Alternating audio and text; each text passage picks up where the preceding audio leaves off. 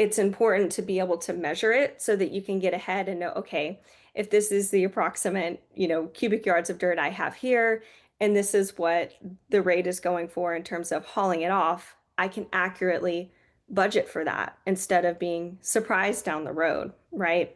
And ensure that you are getting billed correctly, right? Because these things can add up over time. A lot of times we like to think of that 100, 200K dirt bus, but if you are getting overcharged by a couple hundred or a couple thousand cubic yards here and there, that's going to add up over time.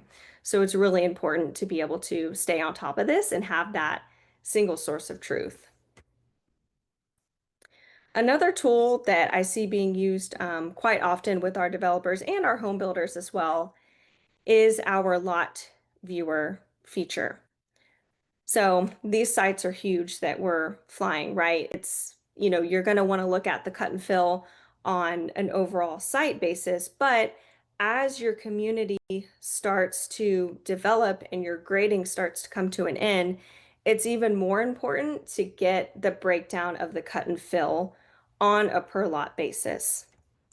So you can see, we can zoom in here and it will actually give us the approximate cubic yards, whether we're short or if we have an excess amount of dirt here.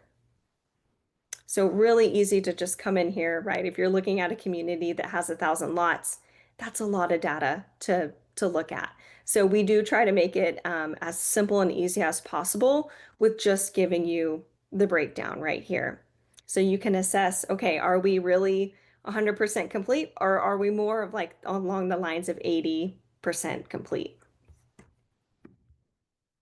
The as-built are also big, right? Whether you are a developer who is going to be selling this off to a home builder, or if you are the home builder yourself doing your own self-development, you have to make sure that all of your lots are within tolerance. Point 2, point 3 is typically what I hear across the country. But whatever your tolerance is, right, you can zoom in and actually see, okay, am I above? Am I below? Am I right there? And it is up to our clients and whether or not it meets the standard of their site.